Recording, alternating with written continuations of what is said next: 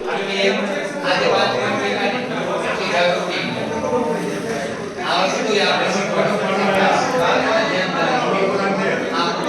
મિત્રો, innovation festival 2024-25 diet Amreli. મારું નામ છે વાળા નિલેશ સીઆરસી મંડા અને મારો વિષય છે ઇંગ્લિશ શબ્દોનો. ઘણી સ્કૂલોની અંદર ક્લાસનું ઓબ્ઝર્વેશન કરતાં અને ક્લાસનું નિરીક્ષણ કરતાં ખાસ જાણવા મળ્યું કે ઘણા બાળકોને શબ્દાવલીમાં એટલે કે વોકેબ્યુલરીમાં ઘણા પ્રશ્નો હતા. બાળકને પાકા કરવા ગમતા નથી અથવા તો જોવા કે લખવા ગમતા નથી.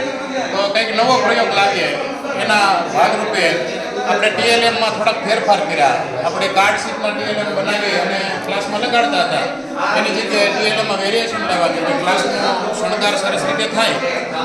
અલગ અલગ પ્રકારના તોરણ હોય કે અલગ અલગ પ્રકારના ઝુમર હોય, આવી દોરીઓથી આપણે શણગાર કરતા હોય છે ક્લાસનો. તો ઘરે જે રીતે શણગાર કરીએ રૂમોને એવી રીતે ક્લાસનો શણગાર કરીએ તો બાળક રમતા રમતા શીખતું થતું હોય છે.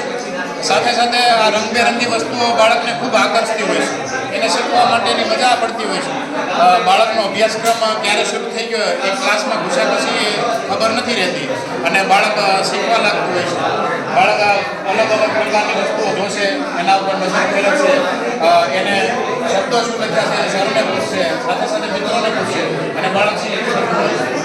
બાળક જ્યારે ક્લાસમાં આવે ત્યારે રમકડાને ખૂબ આકર્ષતા હોય. આ બધા રમકડા એ હાથમાં લેશે, એમાં શું લખ્યું છે, આ રમકડાને શું અંગ્રેજીમાં કહેવાય છે, બરાબર અહીંયા રમકડાને ગોતતો થશે કે ભાઈ આ સ્પેલિંગ છે તો એનું રમકડું ક્યાં છે, એને મેળવશે. ટોય બેઝડ લર્નિંગ અને પ્લે બેઝડ લર્નિંગનો આપણો જે કન્સેપ્ટ છે, જે એનઈપી 2020 પ્રમાણે આપણે જે કામ કરી રહ્યા છે એ અભ્યાસશાસ્ત્ર ઉપર ખૂબ સરસ અસર આપણે વોકેબ્યુલરીના એક દાયરામાં રહી કરી શકતા હોય છે. બાળકોને રંગબેરંગી દુનિયા, રંગબેરંગી ક્લાસ ખૂબ ગમતા હોય છે.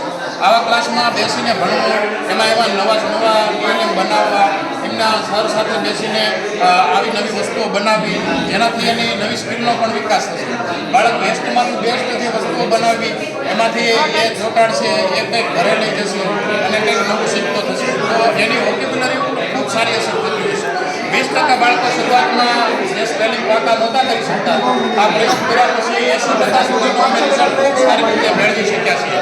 મેકડા ગ્રામની પ્રાથમિક શાળાના બાળકો ઉપર એ પ્રયોગ કરવામાં આવ્યો તો બાળકો 80% ઉપર બાળકોને ખૂબ સારું રિઝલ્ટ જોવા મળ્યું છે. તો આનાથી અમે તો યાદ તમને અપીલ કરીએ છીએ ઇનોવેશન માધ્યમથી કે ભાઈ આ રીતે ક્લાસને રંગબેરંગી બનાવીએ, કલરફુલ બનાવીએ, નવા નવા રમકડાઓ સાથે બાળકને જોડીએ. એના અભ્યાસક્રમમાં આ વસ્તુઓ ક્યારે આવી જશે અને બાળક ક્યારે શીખતું થઈ જશે એની એમને ખબર પણ નહીં રહે અને સરસ રીતે બાળક અભ્યાસક્રમ તરફ ભણશે. વોકેબ્યુલરી તરફ એનો જે નકારાત્મક ભાવ છે કે અંગ્રેજી ખૂબ હાર્ડ પડી રહ્યું છે એ સહેલાઈથી શીખી શકશે. તો આ ઇનોવેશનના માધ્યમથી ફરી આપણે પુનઃ તમામને વિનંતી છે કે આપણે આપણા ક્લાસને આવી રીતે સરસ રીતે શણગારીએ અને આપણા ક્લાસમાં પણ એપ્લાય કરીએ.